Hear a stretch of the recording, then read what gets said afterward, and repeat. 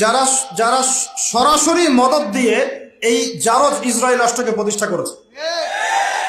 এদের একটা এজেন্ডা, তারা পুরো বিশ্বটাকে শাসন করতে চায়, এটা ওদের এজেন্ডা। এই এজেন্ডাটাকে বাস্তবায়ন করার জন্য তারা প্রথমত মুসলমানদের মধ্যে বিভক্তি সৃষ্টি করেছে, তারপরে মুসলমানদেরকে 60-70টা রাষ্ট্রে বিভক্ত করে দিয়েছে, মুসলমানদের খেলাফত ব্যবস্থাকে ধ্বংস করে দিয়েছে, মুসলমানদের অর্থনীতির মধ্যে সুদ চালু করে দিয়েছে। এরপরে সংস্কৃতির অঙ্গনের মধ্যে শিরকের বিষ বাষ্প ঢুকিয়ে দিয়েছে। এরা মুসলমানদের সাথে এমন প্রতারণা করেছে যে মুসলমানরা ওকে যদি বন্ধুরূপে গ্রহণ করে ওর আর শত্রুর প্রয়োজন নাই। ওরা আরো কি করেছে, ওরা আমাদের শিক্ষা ব্যবস্থাটাকেও ধ্বংস করার চেষ্টা করেছে এবং আস্তে আস্তে সেদিকে তারা সফল হচ্ছে। এরপরে আমাদের হুঁশ ফিরছে না। আর যখন মুসলমানরা ঈমান কালিমা এইসব চেতনা নিয়ে দাঁড়ানোর চেষ্টা করেছে, যারাই দাঁড়ানোর চেষ্টা করেছে ওই প্রত্যেকটা রাষ্ট্রকে তারা আক্রমণ করেছে। বিশ্বের বুকে তাকিয়ে দেখেন, একটা একটা করে নাম মেনশন করা যাবে। এরপরে আমরা পড়ে আছি আমাদের সেই ছোট চিন্তার মধ্য দিয়ে, ক্ষুদ্র চিন্তা নিয়ে, কে কোন দল করি আর কে কোন সংগঠন করি, কে কোন রাজনৈতিক দল করি, কে কোথায় হাত বাঁধি, কে আমিন জোরে বলি, কে আসতে বলি, এইগুলোই আমাদের আলোচনার বিষয় হয়ে গেছে। এখন পর্যন্ত বুঝতে পারলাম না যে আমরা সবাই মিলে একটা জাতি, একটা উম্মা। আমাদেরকে আল্লাহ দায়িত্ব দিয়েছেন, আল্লাহর জমিনে খেলাফতের দায়িত্ব। আল্লাহ পাক আদম আলাইহিস সালামকে এই জমিনে খলিফা করে পাঠিয়েছেন। নূহ আলাইহিস সালাম এই জমিন আল্লাহর খলিফা ছিলেন, ইব্রাহিম খলিফা ছিলেন, মুসা খলিফা ছিলেন, দাউদ খলিফা ছিলেন, সুলাইমান খলিফা ছিলেন, ইউসুফ খলিফা ছিলেন, মুসা ঈসা খলিফা ছিলেন, মুহাম্মদ রাসূলুল্লাহ সাল্লাল্লাহু আলাইহি ওয়াসাল্লাম আল্লাহর খলিফা ছিলেন। এরপরে আবু বকর সিদ্দিক, ওমর, ওসমান, আলী তারা আল্লাহর খেলাফতের দায়িত্ব পালন করেছেন। তখন মুসলমানরা বীরের মতো মাথা উঁচু করে বেঁচেছিল। একজন মুসলমানের গায়ে হাত তুলবে আর একটা মুসলমান মেয়ের ইজ্জত নষ্ট করবে, এই দুঃসাহস দেখানোর সাহস পুরো বিশ্বের কোথাও ছিল না। আর আজকে আমাদের চোখের সামনে হাজার হাজার মুসলমানকে মেরে ফেললেও একটা টু শব্দ করার কোনো সুযোগ নেই। আমাদের হাত পা বেঁধে ফেলা হয়েছে, হাত পা বেঁধে অত্যাচার করা হচ্ছে দিনের পর দিন। একদিন 200, 300, 500, 1000 ছোট ছোট বাচ্চাদেরকে বোম মেরে হত্যা করা হচ্ছে, আমরা কিছুই বলতে পারি না। যারা এগুলোর পক্ষে কথা বলে তাদেরকে সমাজে বিতর্কিত করা হচ্ছে এবং দাড়িটুপিওয়ালা কিছু মানুষ, তথাকথিত দাড়িটুপিওয়ালা কিছু মানুষ এই মানুষগুলোকে বিতর্কিত করার দায়িত্ব নিয়ে নিয়েছে। আমাদের গোপন কোনো এজেন্ডা নাই, আমাদের এজেন্ডা একদম স্পষ্ট, সেটা হলো বাইতুল মুকাদ্দাস আমরা জয় করবো ইনশাআল্লাহ। এবং আমাদের কারোর সাথে কোনো শত্রুতা নাই। আমাদের সবাই মিলে আমরা যারা আছি, আমাদের প্রশাসন, আমাদের সরকার, আমাদের আম জনতা, আমাদের মা, আমাদের বোন, আমাদের ভাই, সবাই আমরা এক উম্মাহ ইনশাআল্লাহ। আমরা সবাই মুসলমান, এটাই আমাদের পরিচয়। বাস এর ভিতরে কিছু মুনাফিক ঢুকে গেছে, ওদেরকে আপনারা সাইজ করবেন ইনশাআল্লাহ। আগে ইলম অর্জন করেন, বিশ্বের প্রেক্ষাপট বোঝার চেষ্টা করেন। আল্লাহ রাব্বুল আলামিন আমাদেরকে মহান দায়িত্ব দিয়ে পাঠিয়েছেন। এই দুনিয়াতে আমরা এই দাসত্বের শৃঙ্খলে আবদ্ধ হতে আসি নাই, আমরা মাথা উঁচু করে শাসন করতে এসেছি ইনশাআল্লাহ তাআলা। এই বাইতুল মুকাদ্দাস আমরা জয় করবই করবো ইনশাআল্লাহ। প্রত্যেকটা আলোচনায়, প্রত্যেকটা খুতবায়, প্রত্যেকটা মিম্বরে, প্রত্যেকটা বইয়ে, প্রত্যেকটা লেকচারে, এমনকি আমাদের চায়ের আসরগুলো থেকে শুরু করে পার্লামেন্ট পর্যন্ত বাইতুল মুকাদ্দাস নিয়ে আলোচনা করতে হবে ইনশাআল্লাহ। আমরা আমাদের জান, মাল, সময়, শ্রম যা আছে কিছু যদি না করতে পারি, অন্তত আমাদের সমর্থন দিয়ে আমরা মাজলুম ভাইদের পাশে থাকবো ইনশাআল্লাহ। না হলে আল্লাহ রাব্বুল আলামিনের কাছে আমাদেরকে কঠিন জবাব দিতে হবে। আরবের ওই মুনাফিকদের কথা বাদ দেন, আরবের চারপাশে যে মুনাফিকরা বসে আছে ওদের কথা বাদ দেন, ভুলে যান, এদের দ্বারা কোনো কাজ হবে না ইনশাআল্লাহ। বিগত 100 বছর থেকে ওদের চোখের সামনে ইহুদিরা আমাদের ভাইদেরকে মেরেছে, হত্যা করেছে, বোনদেরকে ধর্ষণ করেছে, তারা কিছুই করতে পারে না। যে গুটি কয়েক মানুষ এর বিরুদ্ধে প্রতিবাদ করেছে ওদেরকে তারা সন্ত্রাসী আখ্যা দিয়েছে, এতটুকু এরা করতে পেরেছে। এসব রাখেন নাটক তামাশা। ইনশাআল্লাহ আযজা ওয়া জাল এমন প্রজন্ম আমরা তৈরি করব ইনশাআল্লাহ, যেই প্রজন্মের প্রত্যেকটা ভাই আমাদের কোরআন তেলাওয়াত করতে পারে, প্রত্যেকটা বোন কোরআন তেলাওয়াত করতে পারে, প্রত্যেকটা ভাই নামাজি মাশাআল্লাহ, প্রত্যেকটা ছেলে হবে ইসমাইলের মতো, পিতা হবে ইব্রাহিমের মতো, মারা হবে হাজারা এবং সারার মতো ইনশাআল্লাহ। তাকবীর, ইনশাআল্লাহ জোরে বলেন ইনশাআল্লাহ। আমরা এমন প্রজন্ম গড়ব ইনশাআল্লাহ, যে প্রজন্মের এক একটা ছেলে হবে ইসমাইলের মতো, এক একটা পিতা হবে ইব্রাহিমের মতো, এক একটা মা বোন হবে হাজারার মতো ইনশাআল্লাহ, সারা আলাইহিস সালামের মতো। আপনি 10টা বাচ্চা না নিয়ে একটা বাচ্চা নেন, ওই একটা বাচ্চাকে আপনি খালিদের মতো বড় করেন। একটা মেয়ে আপনি মানুষ করেন আয়েশা রাদিয়াল্লাহু আনহার মতো। একটা স্ত্রী নেন, আপনি একটা স্ত্রীকে আপনি খাদিজার মতো বানান ইনশাআল্লাহ। একটা প্রজন্ম আমাদেরকে গড়ে দেন। একজন দায়ী, একজন বক্তা, একজন আলেম, 10 জন আলেম, একটা সরকার কিচ্ছু করতে পারবে না যতক্ষণ না আপনারা পরিবর্তন হচ্ছেন। আপনাদেরকে পরিবর্তন হতে হবে। আমি এখানে জোরে গলায় কথা বলে গরম গরম বক্তব্য দিয়েও কিছু করতে পারবো না। আপনাদের সবাইকে পরিবর্তন হতে হবে, আমাদের সবাইকে পরিবর্তন হতে হবে। আজকে থেকেই 5 ওয়াক্ত নামাজি হয়ে যান, আল্লাহ তৌফিক দান করেন। কোরআন হাতে থাকবে সব সময়, যখনই সময় পাবেন কোরআন তেলাওয়াত করবেন। কোরআন আপনাকে আল্লাহর দিকে নিয়ে আসবে ইনশাআল্লাহ। সুন্নত থাকবে, চেহারা থেকে শুরু করে দাড়ি ছেড়ে দেন, টাকটুর উপরে কাপড় উঠান। রিজিকের মধ্যে হারাম থাকলে ছেড়ে দেন, সুদ থাকলে ছেড়ে দেন, ঘুষ থাকলে বাদ দেন। যদি কারো সম্পদ অন্যায়ভাবে নিয়ে থাকেন, আজকে তওবা করে সে সম্পদ ফিরাই দিয়ে আসেন। লজ্জার কিচ্ছু নাই, গিয়ে বলবেন ভাই আমি ভুল করেছিলাম, বুঝি নাই, জানি নাই, তোমার সম্পদ অন্যায়ভাবে নিয়েছে, ভাই তুমি নিয়ে নাও। আপনার মর্যাদা আল্লাহ বাড়াই দিবে ইনশাআল্লাহ। আল্লাহ আপনাকে আসমান থেকে বেহিসাব রিজিক দিবে ইনশাআল্লাহ। যে বোন পর্দা করছো না, আজকেই পর্দা ধরো ইনশাআল্লাহ। যারা পরিবারের প্রতি শিথিল, পরিবারের প্রতি কঠোর হন, আপনার সন্তানের প্রতি কঠোর হন, ভাইয়ের প্রতি কঠোর হন। দেখেন আপনার ভাই গোপনে জেনা করছে কিনা, মেয়েটা গোপনে জেনা করছে কিনা। এই ফ্রি মিক্সিং ত্যাগ করেন, ফ্রি মিক্সিং এর সংস্কৃতি ত্যাগ করেন, মোবাইলের সেলফির সংস্কৃতি ত্যাগ করেন, শোডাউন আইওয়াশ এগুলো বন্ধ করেন, কিছু করার চেষ্টা করেন আল্লাহর জন্য। আল্লাহ পাক সবাইকে তৌফিক দান করেন। যারা আমরা মাদ্রাসায় পড়ি, আমরা যারা মাদ্রাসায় যুক্ত যাওয়া আসা করি, আমাদের জীবনের উদ্দেশ্য যেন এমন না হয় যে একটা ইমামতি হলেই বাস কাম খালাস। না, একটা ইমামতির জন্য আল্লাহ আপনাকে সৃষ্টি করেন না। একটা বই লিখেছি বাস অনেক কিছু হয়ে গেছে, একটা মাদ্রাসা প্রতিষ্ঠা করেছি বাস অনেক কিছু করে ফেলেছি, এমন ভাবে কখনো চিন্তা করবেন না। স্বপ্ন বড় করেন, লম্বা স্বপ্ন দেখেন, দীর্ঘ স্বপ্ন দেখেন, বাইতুল মুকদ্দাস পর্যন্ত স্বপ্ন নিয়ে যান। আল্লাহ তৌফিক দান করেন। আর আমরা কোনো বিচ্ছিন্ন জনগোষ্ঠী না, আমরা একা একা কখনো আইন হাতে তুলে নিব না, ঠিক আছে? আমরা একটা পুরো জাতি করবো ইনশাআল্লাহ, ওই জাতিগতভাবে আমরা এগিয়ে যাবো ইনশাআল্লাহ। আল্লাহ পাক আমাদের প্রশাসনকে হেদায়েত দেন, সরকারকে হেদায়েত দেন, আম জনগণকে হেদায়েত দেন, মা বোনদেরকে হেদায়েত দেন, যুবক ভাইদেরকে হেদায়েত দেন। আর আমাদের এক একটা বাচ্চাকে আমরা আবু উবাইদার মতো বড় করবো ইনশাআল্লাহ, ইনশাআল্লাহ আযজা ওয়া জাল্লা। আল্লাহ রাব্বুল আলামিন আমাদেরকে বলছেন, ওয়াল আসর, হে মুমিনরা সময়ের কসম করে বলছি, আমি আল্লাহ সময়ের কসম করে বলছি। সময়ের কসম কি বুঝি ভাই? সময় আমাদের জীবনের সবচেয়ে ইম্পর্টেন্ট জিনিস। আল্লাহ পাক অহেতুক কোনো বিষয়ের শপথ করবেন না তো। আল্লাহ পাক যখন কোনো কিছুর কসম করেন, সবচেয়ে শ্রেষ্ঠ বিষয়ের কসম করেন। তাহলে আমাদের জীবনের সবচেয়ে শ্রেষ্ঠ বিষয় কি? আরো জনে বলেন। এই সময়টা আপনি একটু ঠান্ডা মাথায় বাসায় গিয়ে চিন্তা করেন। আজকে আপনার মাই ওয়াজ করে গেছে, আমি একটু চিন্তা করি, আপনার আমার হায়াত সর্বোচ্চ হয়তো 60-70 বছর, আরো হয়তো আল্লাহ বাড়াই দিলে 100 বছর, এর বেশি গড়াইও আমাদের নাই, আছে? এখন আপনার বয়স কত? কারো 20, 25, 30, 40, 50, ঠিক না ঠিক? এখন আপনি বাসায় গিয়ে চিন্তা করে দেখেন, যদি আমাদের হায়াত হয় 60 বছর, আল্লাহ আমাদেরকে যেন দীর্ঘ নেক হায়াত দারাজ করে না, আমিন। আমাদের ভাইদেরকে, বোনদেরকে, ওলামায়ে কেরামকে, আমাদের নেতাদেরকে, সবাইকে আল্লাহ পাক দীর্ঘ নেক হায়াত দারাজ করেন। এখন কথা হচ্ছে, যদি ধরে নেই যে আমাদের হায়াত 7 বছর, আপনার আমার বয়স থেকে কিন্তু 30, 40, 50 বছর অলরেডি চলে গেছে।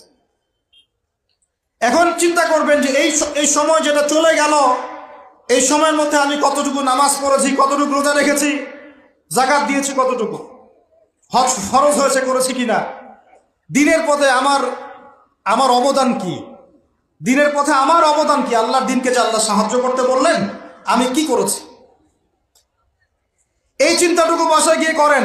এর সাথে এই চিন্তাটাও করেন যে এই 30, 40, 50 বছরে আমরা গুনাহ করলাম কতগুলা, কতদিন নামাজ পড়ি নাই, কতদিন রোজা রাখি নাই, কতদিন সুদ খাইলাম, কতগুলো মেয়ের সাথে আমার সম্পর্ক ভাই, কতগুলো ছেলের সাথে আমি টাঙ্কিবাজি করি, দেবর ভাবি, এখন দেবর ভাবি, তারপর শালিদুল্লাহ ভাই, পরকিয়া কত কি চলতেছে। এখন মানুষ লিঙ্গ পর্যন্ত পরিবর্তন করে, নাউজুবিল্লাহ। জেনা, সুদ আর ঘুষ আর ব্যভিচার আর অশ্লীলতার সয়লাভ চলতেছে আমাদের শহরগুলোতে। এই শীতকালের মৌসুম বিভিন্ন জায়গায় ধুম ধারাক্কা গান বাজতেছে, দেখেন না আপনারা? শোনেন, যখন মানুষ বকধার্মিক হয় তখন সমাজটা এরকম হয়। আপনি মনে করছেন নামাজ তো আমি 5 ওয়াক্ত পড়ি, আমার তো কোনো সমস্যা নাই, রোজা তো আমি রাখি, কোনো সমস্যা নাই, সৎ কাজে আদেশ তো করতেছেন, অসৎ কাজের কোনো নিষেধ নাই, তখন সমাজটা কেমন হবে জানেন? সমাজটা হবে এমন, মসজিদে নামাজও হবে, পাশে পিকনিকের এরকম ঢোল তবলা বাজবে।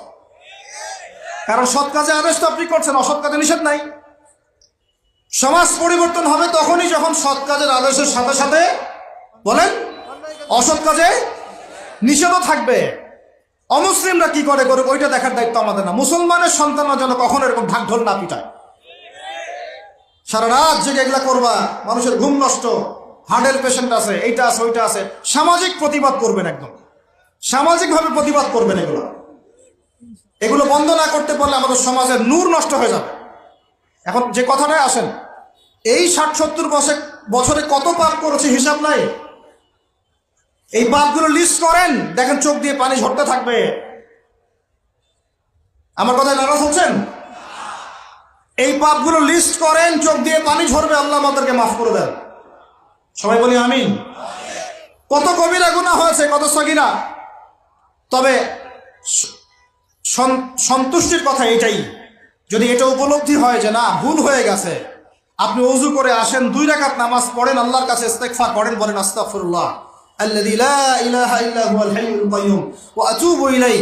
আল্লাহ পাক এক মুহূর্তে আপনার সব পাপ তো মাফ করে দিবেনই, সব গুনাহকে নেকি দিয়ে পরিবর্তন করে দিবেন ইনশাআল্লাহ। এখন শুনেন, সময়ের কসম বলতে আল্লাহ কি বুঝিয়েছেন ভাই আমার সাথে বলেন? সময়ের গুরুত্ব, সময়ের, আরো আসতে বলেন, সময়ের, বলে আসরি মানে সময়ের কসম, মানে সময়ের গুরুত্ব। আমাদেরকে সময়কে গুরুত্ব প্রদান করতে হবে। আল্লাহ পাক তৌফিক দান করেন। আজকে বাসায় কি করব? হায়াতের হিসাব নিব, কি করেছি এত বছরে, আর কি কি পাপ করেছি, পাপগুলোর কথা মনে পড়লে তওবা করে ফিরে আসবো ইনশাআল্লাহ। আল্লাহ পাক তৌফিক দান করেন। আর এখন বাকি সময়ে যতটুকু হায়াত আমাদের বাকি আছে, আমাদের কি কর্তব্য বলেন ভাই? আমাদের কর্তব্য কি এতটুকুই যে যেভাবে জীবনযাপন করছি এইটুকুই করব, না আমাদের আরো কোনো কর্তব্য আছে? কথা কি বোঝা যায় না? যায় না? আমাদের কর্তব্য কি বলেন? 1 নাম্বার, আমরা নিজেরা আগে আল্লাহ পাকের কোরআন এবং নবীর সুন্নতের উপর আমল করবো ইনশাআল্লাহ, রাজি আছি? 2, আমাদের পরিবারকে এর উপরে প্রতিষ্ঠা করবো ইনশাআল্লাহ, রাজি আছি?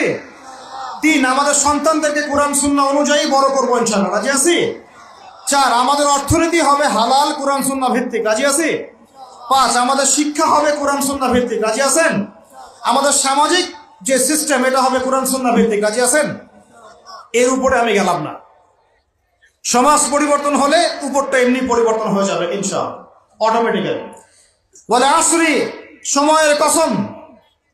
আরেকটা বিষয়, সময়ের কসম বলতে আল্লাহ পাক এটাও বুঝিয়েছেন, একটু অতীতের দিকে তাকায় দেখেন, অতীতের দিকে, পাস্টের দিকে তাকান, অতীতের দিকে তাকান, যুগ যুগ ধরে একটা সুন্নতের দিকে আপনি তাকান, যে পৃথিবীর শুরু থেকে কিয়ামত পর্যন্ত আল্লাহ পাকের একটা সুন্নত আছে। আল্লাহর সুন্নত কি? আল্লাহর সুন্নত এটা, প্রত্যেক যুগে যুগে যে বা যারাই আল্লাহর বিধান মেনে চলেছে, আল্লাহ পাক তাদেরকে দুনিয়াতেও সমৃদ্ধি দিয়েছেন, পরকালে জান্নাত দিয়েছেন, সুবহানাল্লাহ। আর দুনিয়াতে প্রত্যেক যুগে যুগে যে বা যারাই আল্লাহর বিধান মানে নাই, রাসূলের বিধান মানে নাই, আল্লাহ দুনিয়াতে লাঞ্ছিত করেছেন, পরকালে জাহান্নাম দিয়েছেন। বলেন নাউজুবিল্লাহ। আমার কথা বুঝতে পারলেন ভাই? আরো একবার রিপিট করছি, আল্লাহর সুন্নত কি? আল্লাহর সুন্নত হচ্ছে প্রত্যেক যুগে যুগে যে বা যারাই আল্লাহ এবং তার রাসূলের বিধান মেনে চলেছে, আল্লাহ দুনিয়াতেও সুখী করেছেন, পরকালেও জান্নাত দিয়েছে। প্রত্যেক যুগে যুগে যে বা যারাই দুনিয়াতে আল্লাহ এবং তার রাসূলের বিধান মেনে চলে নাই, দুনিয়াতেও লাঞ্ছনা, পরকালেও বলেন লাঞ্ছনা।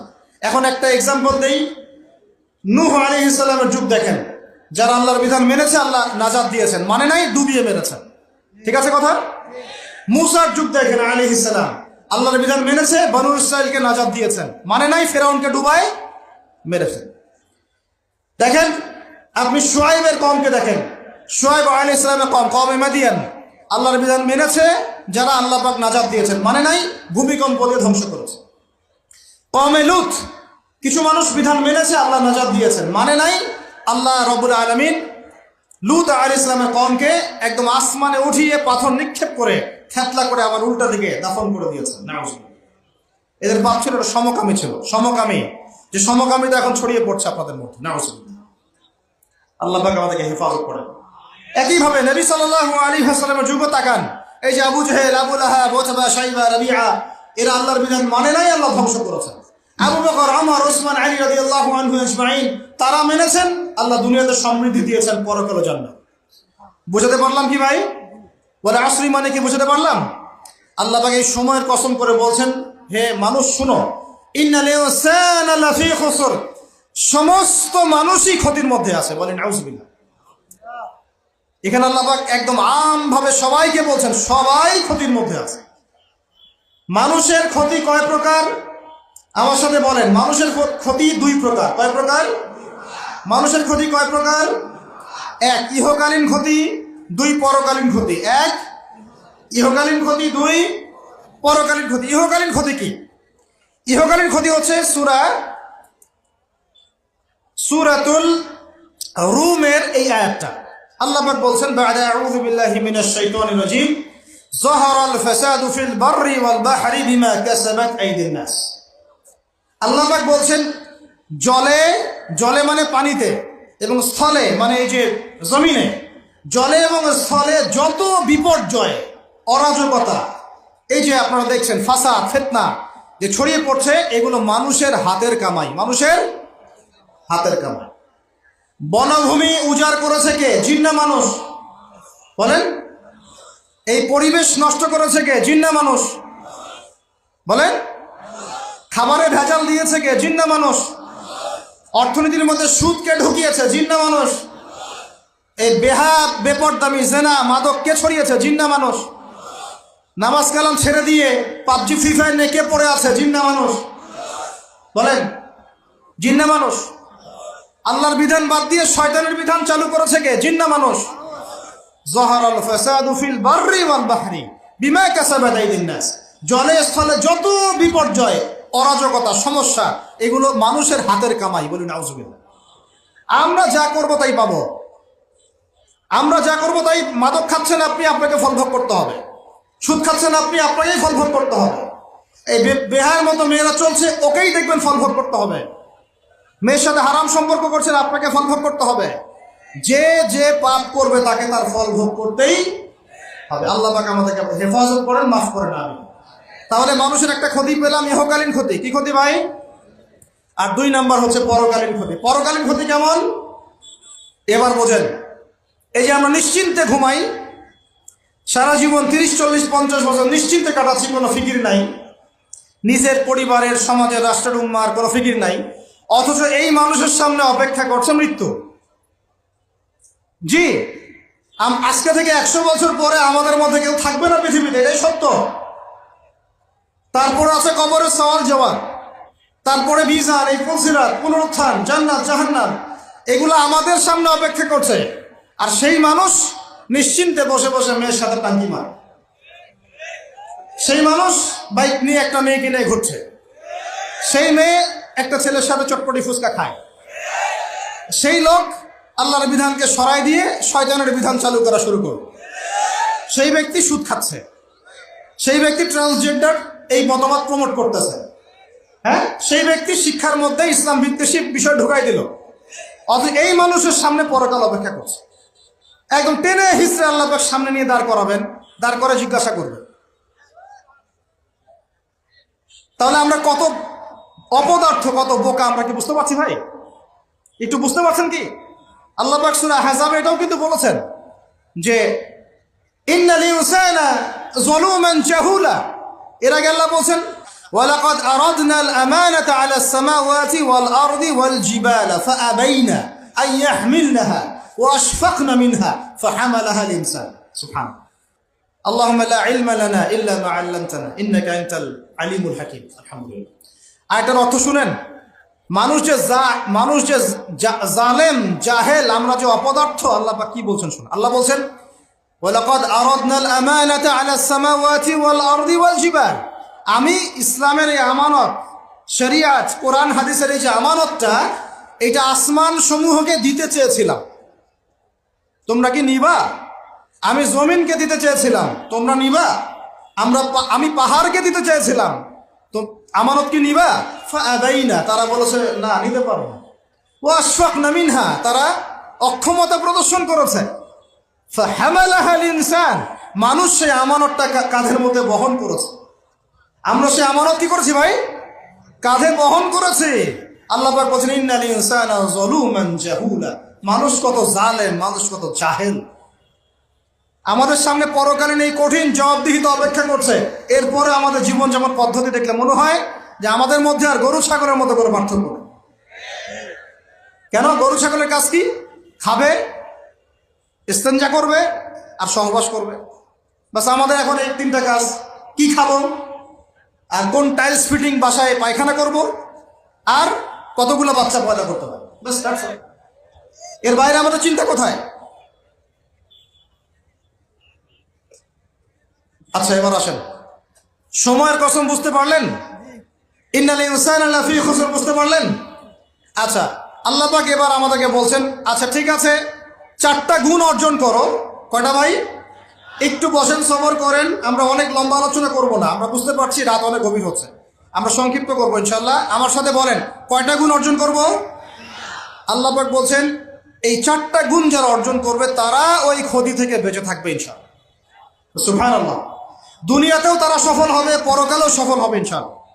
আল্লাহ বলছেন ইল্লাল্লাযীনা আমানু, তারা নয় যারা এক ঈমান এনেছে, তারা ক্ষতির মধ্যে নাই, যারা ঈমান এনেছে। 2 ওয়া আমিলুস সলিহাত, সৎ আমল সম্পাদন করেছে। কি আমল? সৎ আমল। তারপরে ওয়া তাওয়াসাউ বিল হক, পরস্পরকে সত্যের উপদেশ দিয়েছে। কিসের উপদেশ? সত্যের। 4 ওয়া তাওয়াসাউ বিস সবর, এবং পরস্পরকে ধৈর্যের উপদেশ দিয়েছে। কয়টা বললাম বলেন তো ভাই? আমার সাথে বলেন। 1 নাম্বার কি? যারা,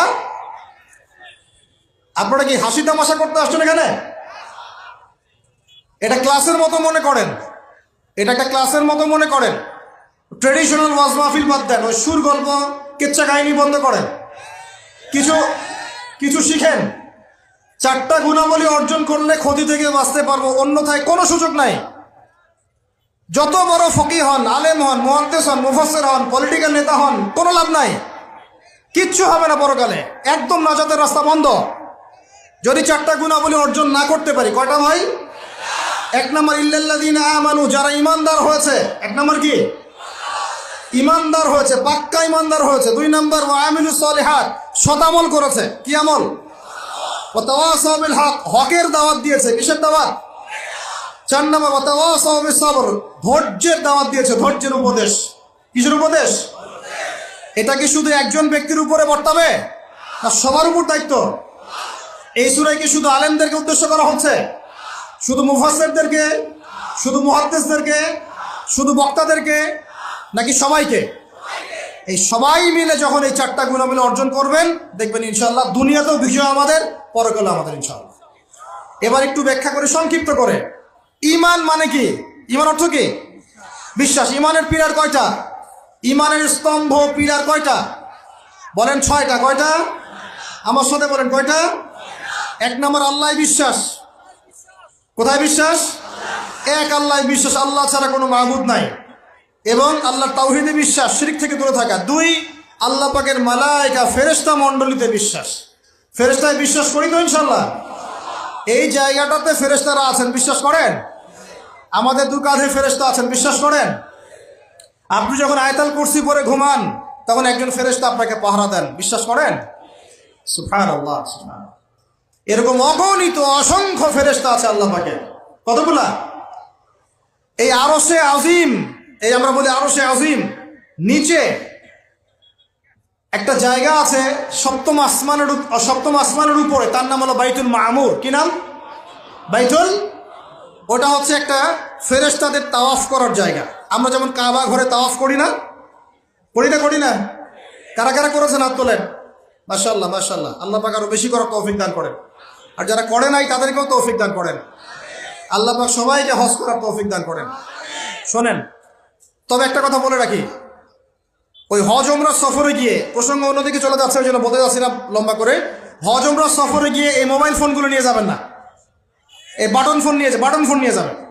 এই মোবাইল ফোন হজ ওমরা সফরে নষ্ট করে ফেলেছে।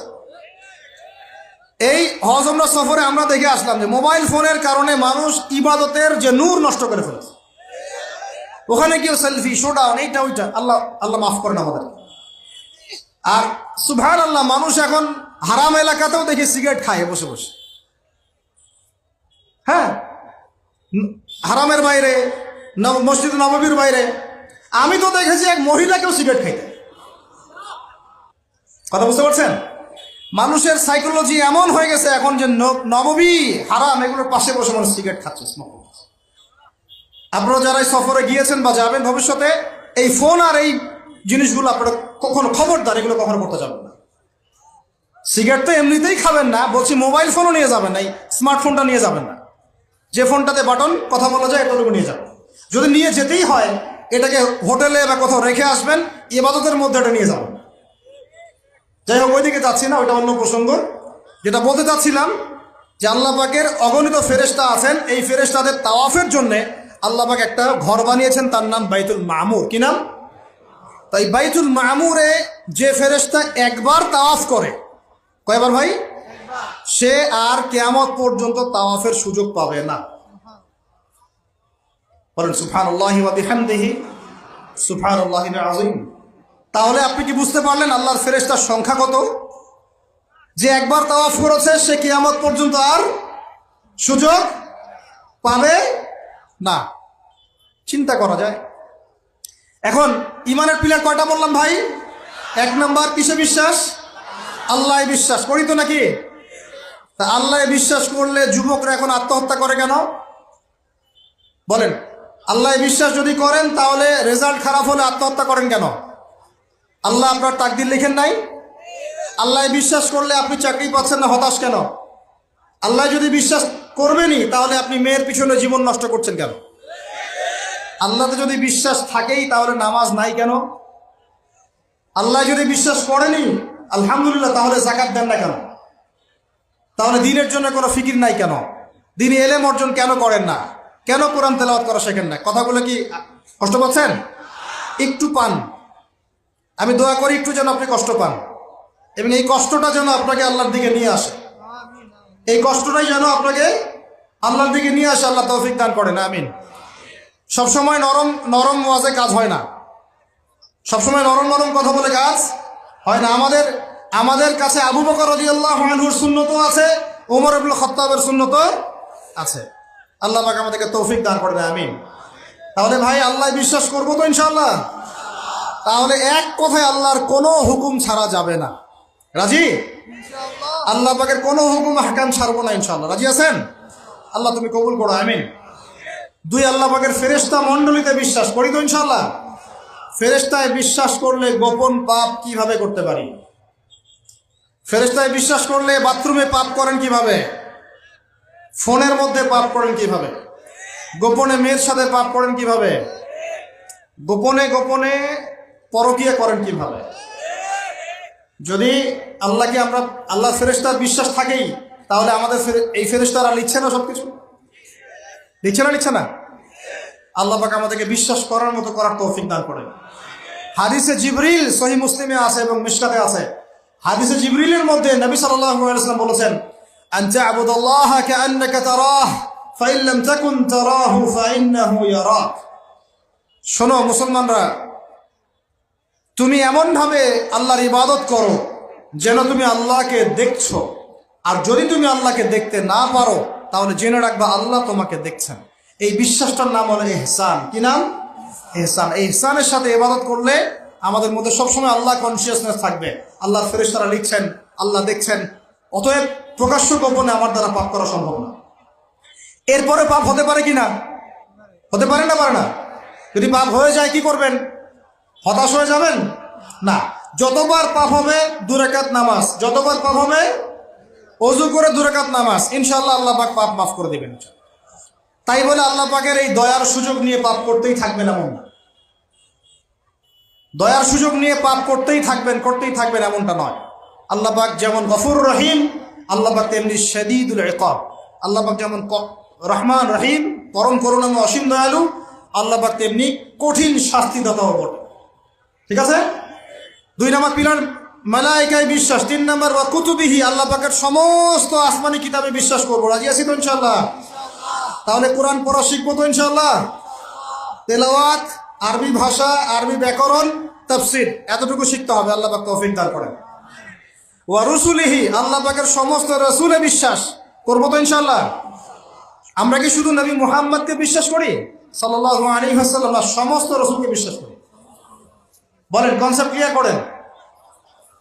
আচ্ছা, আরেকটা কথা, আমাদের নবীজির পরে কি আরো নবী আসতে পারে?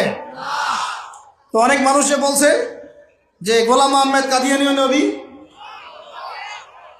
বাংলাদেশে যে এগুলোর সংখ্যা দিন দিন বাড়ছে, তা আমাদের কোনো ভূমিকা নাই কেন? আমাদের কি মনে হয় যে আল্লাহ পাক আমাদেরকে ধরবে না?